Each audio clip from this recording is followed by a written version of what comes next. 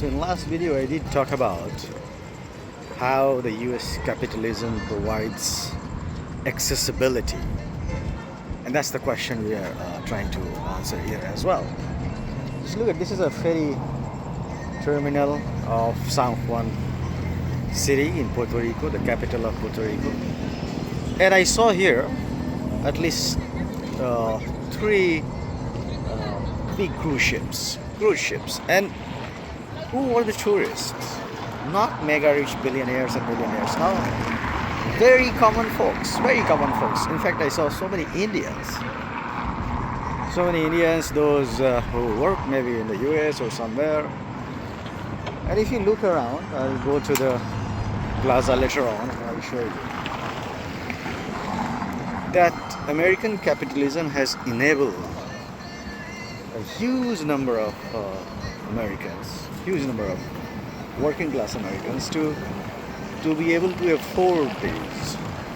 And if you look at any socialist country for that matter, Puerto Rico itself, which is hesitant in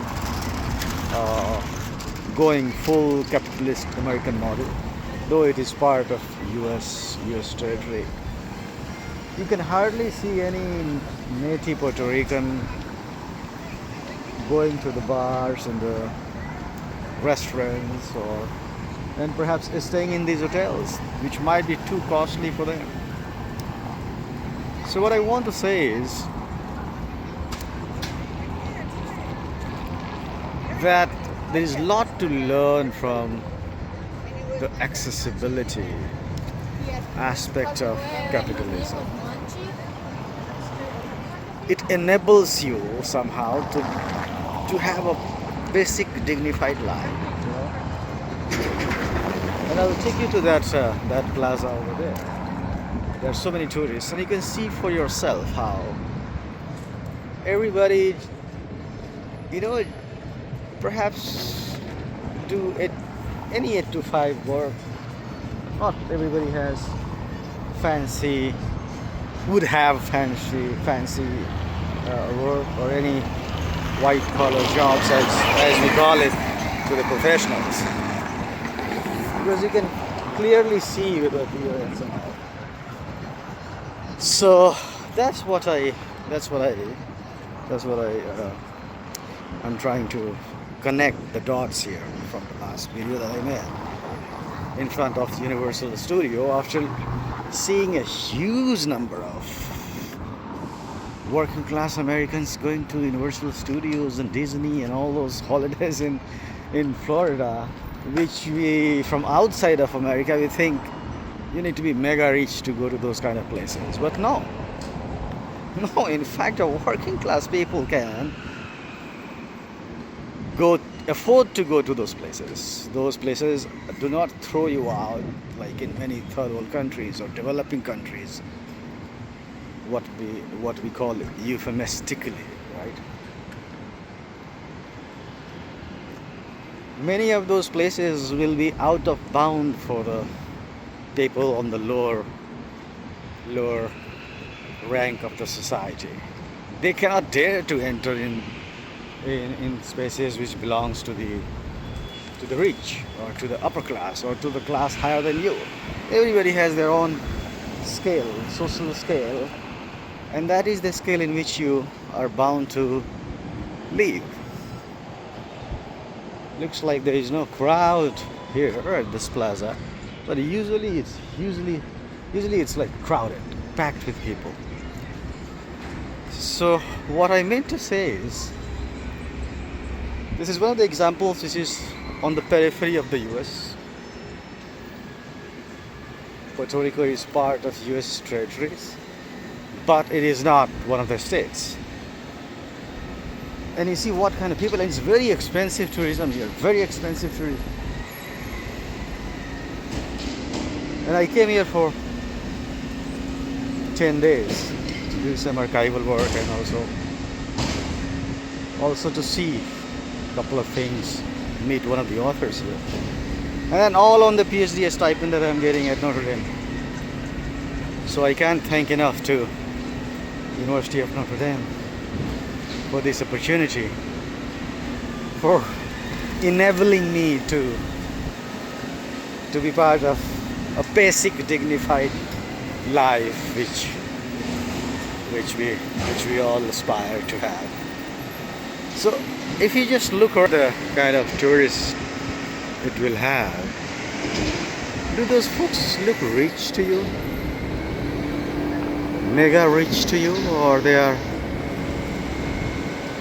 they all have working class background, they have saved some money or planned their vacation and came here to Puerto Rico. I mean, I don't know how to explain this, how these things work, but there is certainly in the developing countries we need to rethink. We need to rethink the narratives. We need to rethink the way we deal with the reality. And what kind of narratives we buy, what kind of narratives we live by. The elites, the ruling elites of your country, my country, they have no any sympathy for you or me or anybody. It's their country and you live in their country. They own it. You are not part of it. And thus, you are supposed to be excluded from whatever a dignified life the citizens might want to enjoy. And you just see for yourself the people passing by and you will understand if these folks are mega rich who are here with their polythene bags, perhaps bought some gifts, etc. Or they are from working class American families from different cities. You see groups coming from there, from that street, or this is one of the plazas and we can take a small walk in this street. This is Calle de la Fortaleza and this is a Haitian shop, and it's a beautiful shop. So just see for yourself, just look around and you tell me what level of. There are a lot of students, by the way, young students, and I talked to several of them yesterday and or the days before, and what I was told that some have finished their undergrad, so they are taking a month's or couple of weeks vacation to Puerto Rico. They might have saved some money after working summers and this and that, whatever mini jobs they could do. Or some have group tour with their friends. And then you have these middle class, working class folks, mostly Latinos, Afro-Americans, other brown people, other people of color. Not even if you racially profile them, not even all of them white, as America is often attached to, like a white country. Rich people are all rich people are whites, which is not true. There are a lot of things we need to reset in our brain. Okay, there are a lot of things, and you could easily figure out those who are Latinos born in America. They speak half English, half Spanish. Their kids often speak English, so the parents they switch to English. But when the parents start speaking, they speak in Spanish. So you have that back and forth conversation going on, and you could feel that, oh yeah, they are part of American society, and they have that kind of confidence which puts them apart. When you look at the crowd and somebody typical from Latin America versus one Latino born in the US, their way of behavior, their way of walking, or the gesture, the body movement, everything differs. This is something that I noticed. I might be wrong, but yeah, at least I noticed that it is subtly different. So just see for yourself how this what's the social profile of this crowd. So from the US periphery, or from the periphery of capitalism, American capitalism, this is the video number 2. Some reflections, some, I don't know, some rant or whatever you call it, but I really felt like to share some of my opinions that I have been forming after coming to the US for my PhD. And being from India,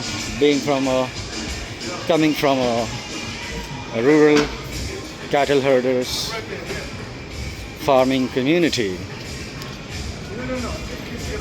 it was a big lesson for me to see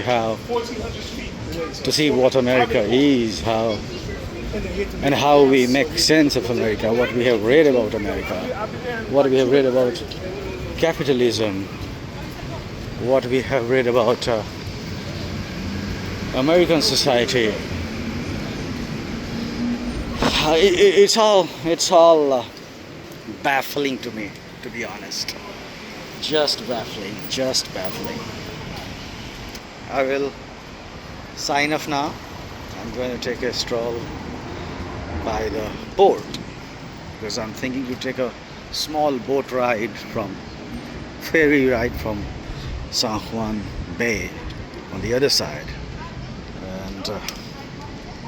and hopefully I'll be able to make it on time. So I'll sign off now, and I'll see you guys in the next video. Hopefully, as get saturated. Hopefully it doesn't happen. But anyway, this is America 101. Second video of America 101. And oh my god. Everything I've heard about America is a lie. Everything is a lie. You need to, maybe it is to be blamed. I mean, Americans are also to be blamed. The way they project themselves in their media, in the movies, it doesn't seem real. And a lot of news are extreme news. You don't get news of normal American people, normal American life, normal American things that you see around.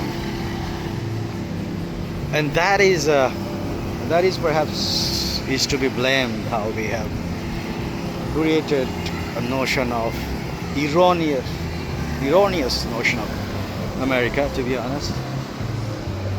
And it needs to be rectified for our own benefit, for the benefit of people, the working class folks from the rest of the world. How the working class Americans, they have fought for better rights, dignified livelihood, better work condition, respect for every labor, every kind of labor you exercise, and to be able to have a very basic lifestyle. So as I go through this virtual and real tour, it's both virtual and real because I'm virtually, just see behind me, the folks who are doing tourism. This professor is about And you'll figure out what I'm talking about. You'll figure out what I'm talking about. Right? We have to. I just want to include in that